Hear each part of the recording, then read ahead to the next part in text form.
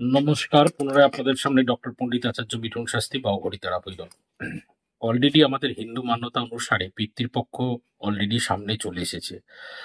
৭ই সেপ্টেম্বর থেকে পিতৃপক্ষ শুরু হয়ে যাচ্ছে এবং ৭ই সেপ্টেম্বর থেকে ২১শে সেপ্টেম্বর পর্যন্ত পিতৃপক্ষ থাকবে।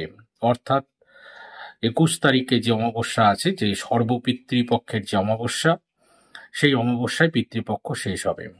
তো এই পিতৃপক্ষের মধ্যে আমার আগের বহু বছর আগের ভিডিও দেওয়া আছে, কিভাবে তর্পণ করবেন, কি করবেন না করবেন, কোন সময় দেব তর্পণ, কোন সময় মনুষ্য তর্পণ থেকে আরম্ভ করে আমাদের যে বিভিন্ন তর্পণের ব্যাপার রয়েছে, যম তর্পণ থেকে শুরু করে বিভিন্ন তর্পণ আছে। আপনারা যে যা তর্পণ আছে সেটা আমার আগের বহু দিনের পুরাতন ৩, ৪, ৫ বছর আগের ভিডিও দেখে আপনারা অলরেডি দেখতে পারবেন, বা আপনাদের পুরোহিত মশাই যেভাবে বলবে সেই অনুসারে করবেন। কিন্তু এই পিতৃপক্ষের মধ্যে বিশেষ কিছু দান যদি আপনারা করতে পারেন, সেই দানের যে আহ, বর্ণনা শাস্ত্রে রয়েছে তা অভূতপূর্ব, এক কথা অনবদ্য।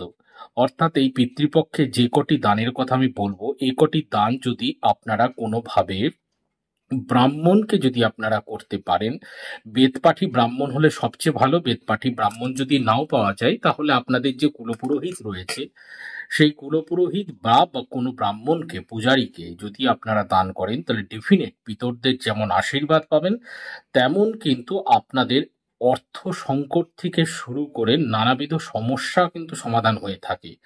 কারণ সর্বপ্রথম কিন্তু পিতরদের আশীর্বাদ পাওয়ার পরেই কিন্তু দেবতার আশীর্বাদের দিকে ঢোকা যায়। কারণ পিতররা যদি অসন্তুষ্ট থাকে, তাহলে কোনোভাবেই কিন্তু দেবতার আশীর্বাদ কিন্তু আসতে চায় না। এটা কিন্তু শাস্ত্রে একদম বর্ণিত রয়েছে। তো আজকে যেই দানের কথা বলবো, তার মধ্যে প্রথম যে দান, যেই দান আপনারা এই পিতৃপক্ষের যে ৭ তারিখ থেকে ২১ তারিখ পর্যন্ত থাকবে, এর মধ্যে যে কোনো সময় করতে পারেন আপনাদের অ্যাভেলেবেল টাইম অনুসারে, এবং আপনাদের যে সময় অ্যালাউ করবে যে আপনারা করতে পারবেন, সেই সময় দান করতে পারলে যথেষ্ট পরিমাণে আপনাদের লাভবান আপনারা কিন্তু হতে পারবেন। এবার প্রথম হচ্ছে জব। জব দান করবেন। জব সম্পর্কে আপনারা জানেন কি না, তবুও আমি আপনাদেরকে একটু জানিয়ে রাখি। সেটা হলো, জব কিন্তু আমাদের এই ধরতী মাতার ক্ষেত্রে প্রথম শস্য। আমাদের যে পৃথিবীতে যত শস্য রয়েছে, সেই শস্যের মধ্যে কিন্তু সর্বপ্রথম যে শস্য উৎপাদন হয়েছিল, সেই শস্য কিন্তু জব। এই জব দান করলে কিন্তু, দান করলে কিন্তু শাস্ত্রে বলা আছে, জব সমান সমান সোনা। স্বর্ণ দান এবং জব দান কিন্তু একই রূপে কিন্তু গণ্য করা হয়ে থাকে। তো ওই জন্য আপনারা এই পিতৃপক্ষে যদি জব দান করতে পারেন, তাহলে কিন্তু তার আশীর্বাদে সাংসারিক অশান্তি কিন্তু চলে যায়, শাস্ত্রে এভাবেই লেখা রয়েছে। শুধু তাই নয়, তারপর যে দ্বিতীয় দানের কথা আসবে, সেটি হচ্ছে সরষা, হলুদ, সরিষা এবং চামেলি তেল। হলুদ, সরিষা এবং চামেলি তেল এই সময় যদি দান করা যায়, সবই কিন্তু ব্রাহ্মণকে দান করতে হবে। হুম। এবং এই দানটা পিতৃপক্ষের যেহেতু ব্যাপার আছে, কারণ এই পিতৃপক্ষে যদি ব্রাহ্মণকে যারা ইনভাইট করে আপনারা খাওয়াবেন, বা যেসব খাদ্য খাদি বিভিন্ন দান করবেন, তারও দিক নির্ণয় রয়েছে। তার দিক কোন দিকে বসিয়ে খেতে দিতে হয়, তারও সিস্টেম আছে।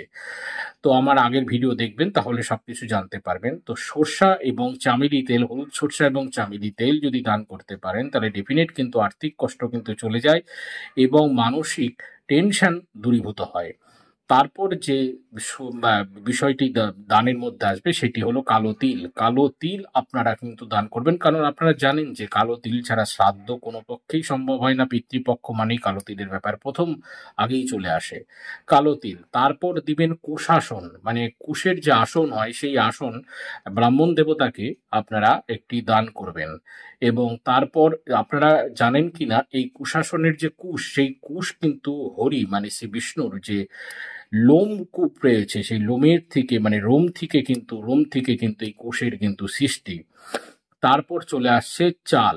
চাল দান করবেন। চাল কিন্তু সবসময় দান করবেন কিন্তু সেটা কিন্তু বাসমতি চাল। বাসমতি চাল দান করবেন। অনেক আতপ চাল দান করেন, সেটা করতে পারেন, কিন্তু যেটা আমি এক্সপেরিমেন্ট করে দেখেছি সেখানে বাসমতি চালের প্রাধান্যটা সবচেয়ে বেশি আসবে।